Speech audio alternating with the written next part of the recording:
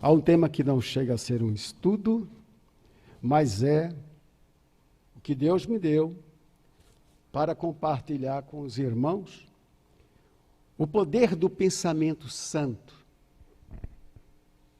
Queridos, muitas coisas que acontecem nas nossas vidas somente acontece por causa do pensamento errado. Santo é a palavra que diz separado. E quando se trata das coisas de Deus, das coisas espirituais, o santo quer dizer separado do erro, separado das coisas que Deus reprova, é a luz que se separa das trevas.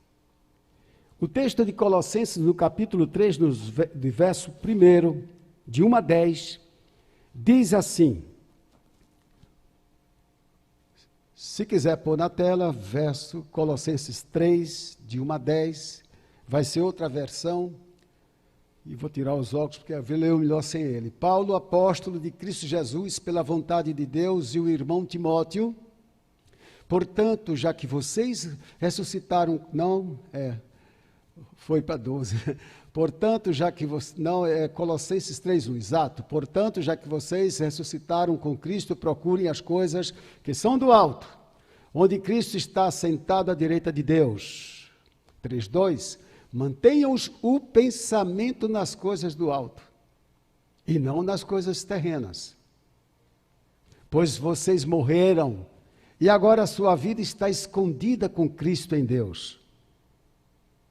Quando Cristo, que é a sua vida, for manifestado, então vocês também serão manifestados com Ele em glória. Assim façam morrer tudo que pertence à natureza terrena de vocês, imoralidade sexual, impureza, paixão, desejos maus e a ganância, que é a idolatria. É por causa dessas coisas que vem a ira de Deus sobre os que vivem na desobediência, as quais vocês praticaram no passado, quando costumavam viver nelas. Mas agora, abandonem todas estas coisas, ira, indignação, maldade, maledicência e linguagem indecente no falar. Não mintam uns aos outros, visto que vocês já se despiram do velho homem com suas práticas, e se revestiram do novo, o qual está sendo renovado em conhecimento à imagem do seu Criador. E agora, vou comentar lendo na ARA, na versão ARA, que é Almeida, revista e atualizada.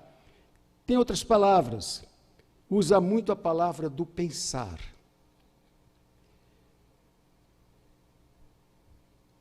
O primeiro fala de uma conversão. Portanto, se fostes ressuscitados juntamente com Cristo. A palavra ressuscitado somente se aplica a quem já morreu. Então, há uma conversão. A conversão é muito mais do que alguém que não era religioso, passou a ser religioso, é muito mais do que alguém que não ia à igreja, está vindo à igreja, é muito mais do que alguém ser membro de um hall de membros, é muito mais do que alguém ir ao batistério, se batizar e dizer agora sou crente e carregar uma Bíblia. A conversão bíblica significa morte para os rudimentos do mundo. Morte, a velha natureza morreu. E agora há uma nova criatura, como está em 2 Coríntios 5,17. Aquele que está em Cristo, nova criação, nova criatura é, as coisas velhas já passaram e eis que tudo se fez novo. Então, quem se converte tem que ter um outro pensamento, porque é uma nova criação, é uma nova pessoa.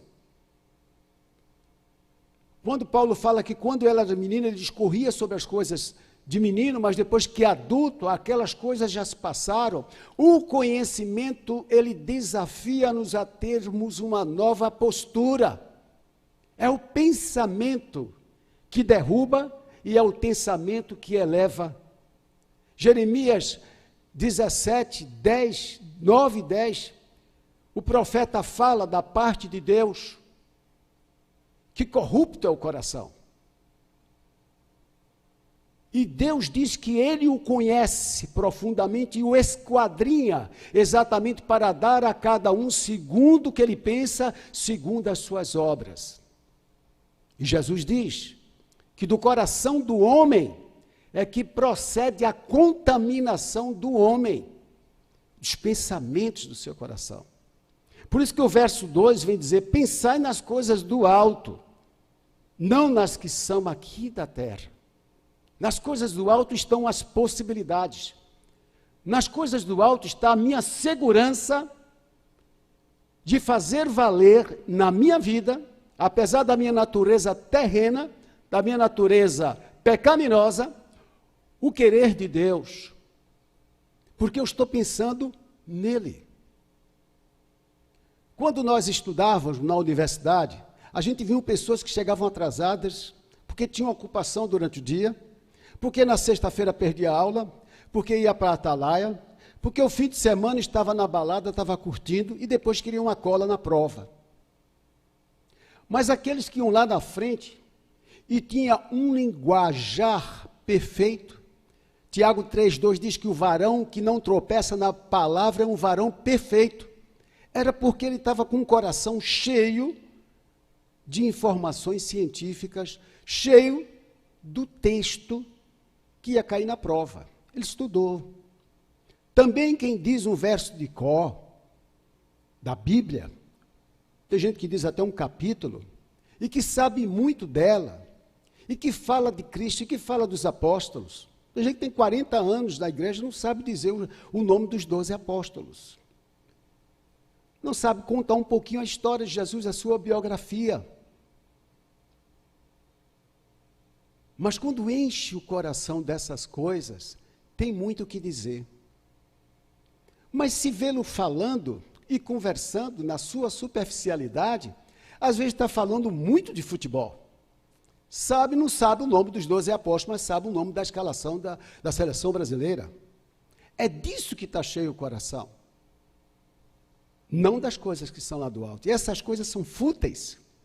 O Olavo de Carvalho morreu um dia desse aí, e ele estava dizendo que só Jesus, é um homem que dizia palavrão totalmente errante, mas ele estava falando que só Jesus, e fora de Jesus é ilusão essa vida, ninguém se leva a nada, ninguém vai para lugar nenhum.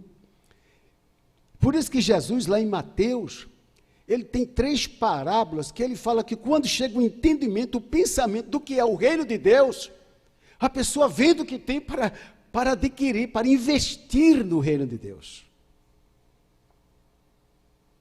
Eu respeito muito pessoas que estão na igreja, não estou criticando, eu respeito. E sonha com outra coisa. Sonha por quê? Aí vai buscar outras profissões e tal. Sonha por quê? Por que nós queremos isso?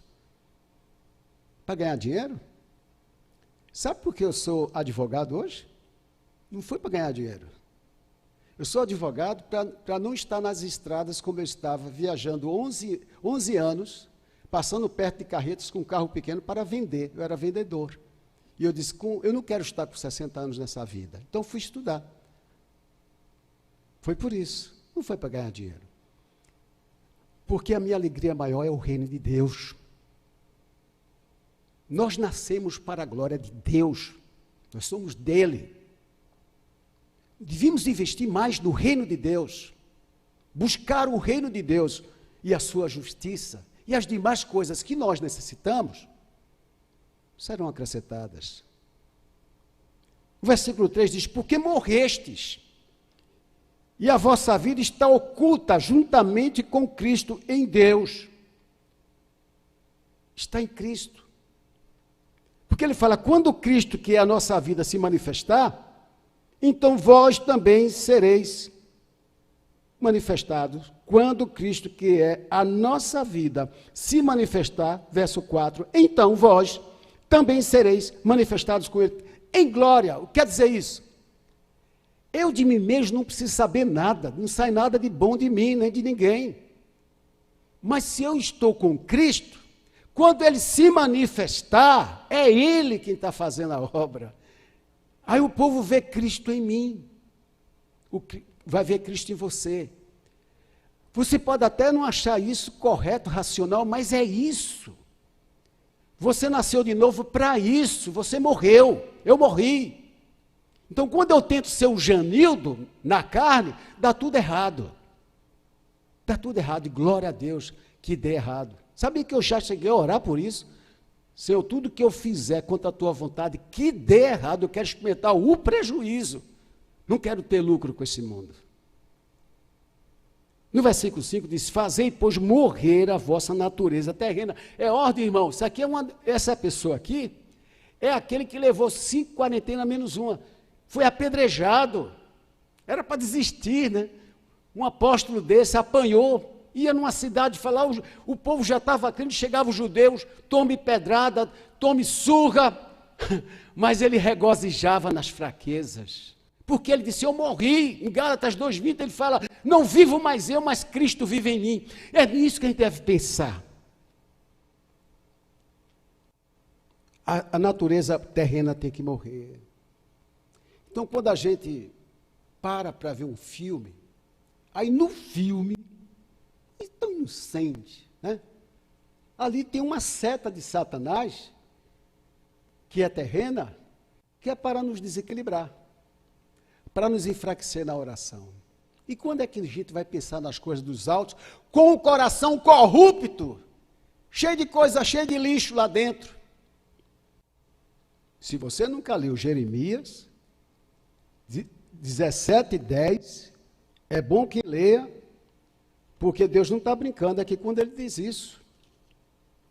17:9, enganoso é o coração, mais do que todas as coisas, desesperadamente corrupto. Quem o conhecerá? Eu, Senhor, eu esquadrinho o coração, eu provo os pensamentos, e isto para dar a cada um, segundo o seu proceder, segundo o fruto das suas ações. É Deus que está falando. E o 6 diz, por estas coisas é que vem a ira de Deus sobre os filhos da desobediência. Não era para vir mais sobre a nova criatura. Não. Mas se eu encher o coração daquelas coisas que envergonham Jesus, ele não vai ouvir as minhas orações. Ele diz lá em Mateus 11:24, quando estiveres orando, Jesus, você crê que você já recebeu, meu filho, é assim, tá? Lá em Marcos 11:24, também, mas depois ele fala, no 25, mas se quando você estiver orando, você lembre, se você tem alguma coisa no seu coração contra alguém, você tem que perdoar as ofensas do outro, para que as suas sejam perdoadas, porque as suas orações precisam ser ouvidas. Então, existe regra. Deus estabelece regra. Se nós sofrermos, irmãos, não é vergonha sofrer, mas que nós soframos na tentativa de salvar alguns. Se formos acusados, somos felizes, bem-aventurados, quando vos perseguirem e disserem contra vós todo o mal. Você é feliz. Mas não, como Pedro disse, se você sofre porque você praticou as obras do ímpio, não tem valor nenhum. Mas se você fazendo bem e você sofre, você está sendo igual aos outros irmãos, os outros santos irmãos, que também sofrem do mesmo jeito. Mas você está procurando fazer a coisa certa. Com Deus não se brinca. Nessas mesmas coisas andastes. Então, para a nova criatura, as coisas velhas se passaram. Se nós repetimos agora, opa, que confusão é essa? Aí lá vem um anjo me proteger, e ele não pode ficar junto, porque encontra uns pensamentos totalmente terrenos, não são pensamentos dos céus. Nós temos que pensar nas coisas que são do alto. Sabe o que significa isso? Na linguagem secular, a pessoa que se dá bem, pastor Pedrito, é aquele que investe no seu negócio, acredita no seu negócio. Bota um escritório, ele pinta, ele investe, ele compra, chega, faz dívidas, faz investimento, porque ele acredita no seu negócio. Quem acredita no seu negócio investe mais, está pensando no seu negócio. Vou atrair a clientela, as pessoas fazem isso é justo, e Deus abençoa. Quem pensa nas coisas do alto está investindo nas coisas do alto, está lendo mais a Bíblia, está orando mais, está intercedendo mais, está pedindo perdão, está se arrependendo, está buscando as coisas do alto, está sendo forte espiritualmente. Você sabe daquela história do homem que tinha 2 cachorros, que escolhia o que ia perder, era o que alimentava menos. O que ele queria que ganhasse a luta, ele alimentava mais, e o outro deixava fraco. Né? É apenas uma ilustração. Então, nós temos o espírito e a carne. Não podemos estar no maniqueísmo. O que é isso? Um pé aqui e outro cá. Um pé na igreja, mas também se diverte com as coisas. Tem mais no coração informações de cunho terreno, vil, do que informações da palavra de Deus. Não foi assim com alguns jovens no passado, não foi assim com aquele inglês príncipe, né, Charles Spurgeon. Ele, com 17 anos, já era considerado o maior pregador da Inglaterra. 17 anos. Mas sabe como era Charles Spurgeon? Ele pegava um cavalo, que ele ia para a congregação e tinha aguaceiro, amarrava o cavalo numa árvore, arregaçava a calça, botava o sapato no pescoço, atravessava aquele riachozinho. Muitas vezes, quando chegava, dizia assim, até quando, Senhor, eu vou ter que fazer isso? Que ele saía do riacho e via o povo esperando por ele, o coração se enchia de alegria e dizia, valeu a pena, Senhor, valeu a pena. Porque ele investiu no reino de Deus. Foi assim também com João Calvino e com tantos outros que jovem. Qual foi o maior sucesso de Lutero? Fui pesquisar isso aqui. Aqui está um tesouro. Irmãos, eu estava vendo hoje, ao vir para cá, naquele tempo que ainda sobra para dar uma olhadinha na Bíblia, e eu estava vendo uma coisa linda. Nada do que Jesus disse é em vão, nada absolutamente em vão. Então, Jesus tem 3 parábolas, 44, do 13 de Mateus, 45, 46, e 44 é a parábola do tesouro escondido. 45, 46 é a parábola da pérola. E a parábola da rede, 47, 48, 49. Essas 3 parábolas falam de alguém que acredita no seu negócio, que investe mais. Às vezes as pessoas entram no seminário, estão procurando o título, outros não entram para estudar, para aprender, para ter uma metodologia de estudo, porque em casa por si só não faria isso. Vai começar a ler, vai dormir lá no seminário, não. E é gostoso estudar, é gostoso aprender, mas temos que investir nesse campo próspero, rico, recompensador, chamado o reino de Deus. Como é bom ler a Bíblia, com quem gosta de ler a Bíblia. Eu viajei com o doutor Heleno e fomos fazer um negócio lá em Natal, negócio secular. Hospedamos no mesmo hotel, ficamos no mesmo apartamento. Eu disse, eu tenho o hábito de antes de sair, que hora vai sair amanhã? Doutor Heleno, eu tenho o hábito de ler 5 capítulos da Bíblia de manhã.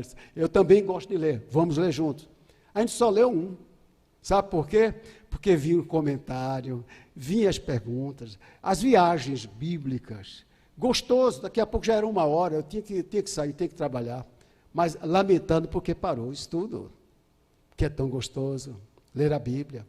Por isso que é bom aprender a ler. Eu não leio, eu sou advogado há 33 anos, fui 24 anos advogado da Petrobras, nunca li um texto qualquer sem um dicionário por perto. Não é pai do burro, é ferramentas de inteligentes.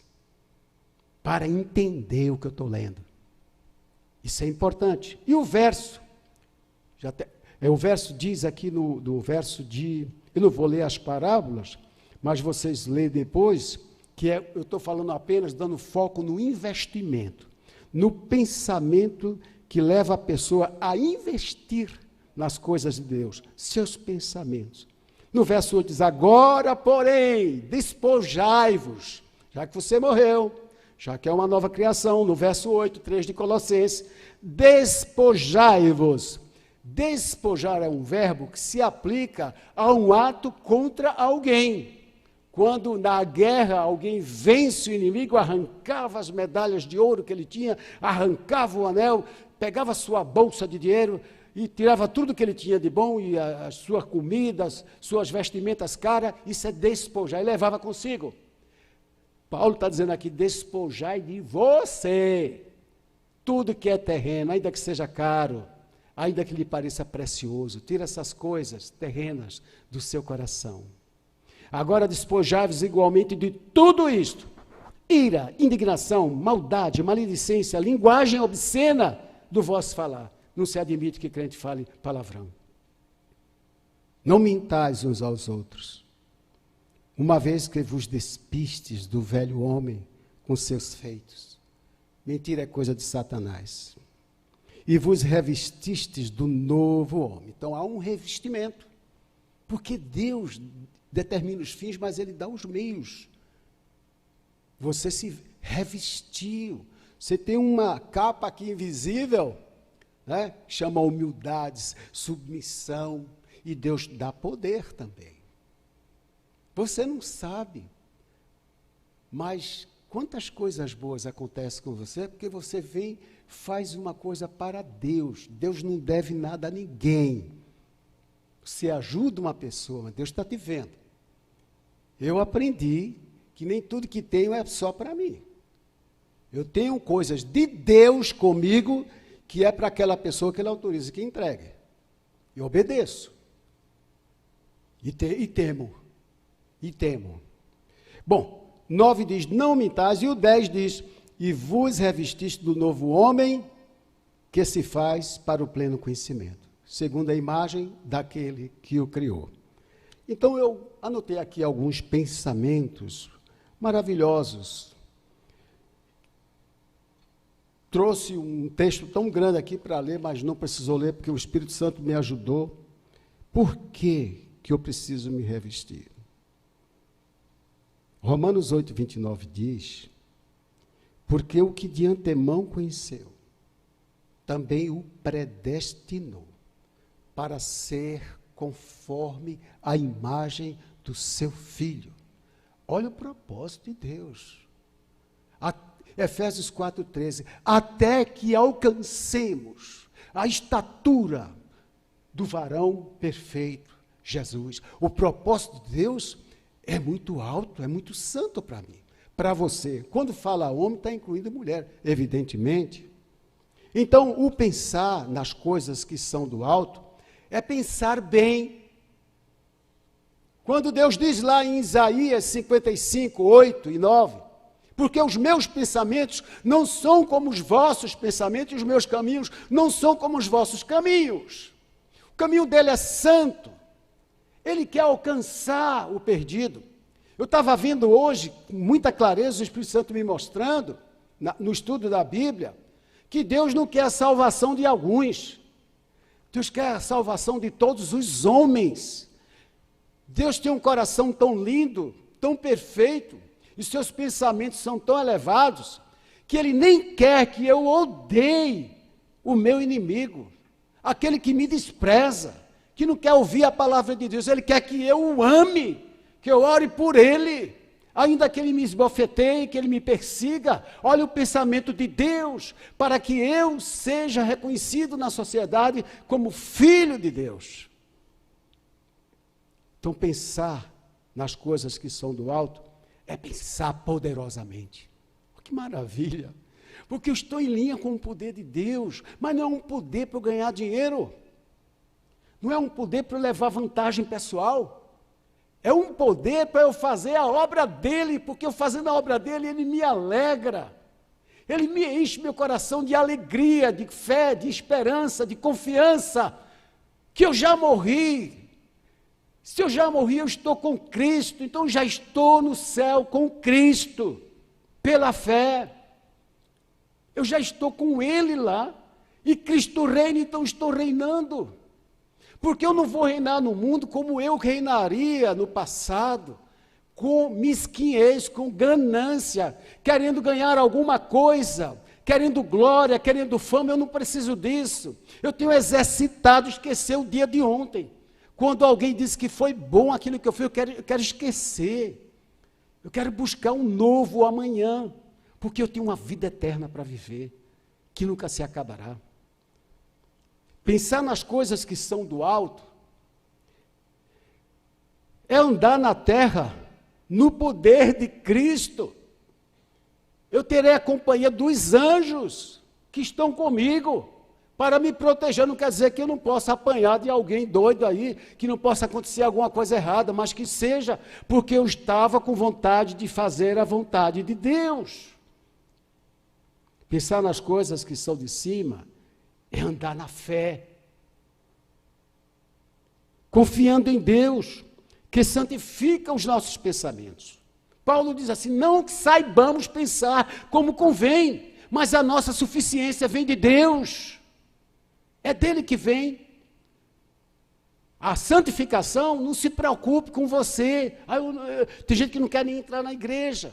Acho que não vai deixar de beber, não vai deixar de fumar. Acho que eu não vou deixar de ver umas coisas. Mas ele socorre. Ele socorre. Judas disse, o Judas, não o Iscariote, no seu livro, diz que ele, Jesus, que conheceu o homem, ele teve um corpo humano, ele socorre os que não querem tropeçar. Então a gente pede ajuda a Deus. Deus me ajude a pensar. A Beth ouve eu fazer essa oração muitas vezes lá em casa. Me ajude a pensar corretamente, para servir, não é para ganhar dinheiro. Se o dinheiro vier, tá bom. O recurso vier, amém. Mas é ser útil, fazer algo que edifique, fazer algo que ajude, sabe?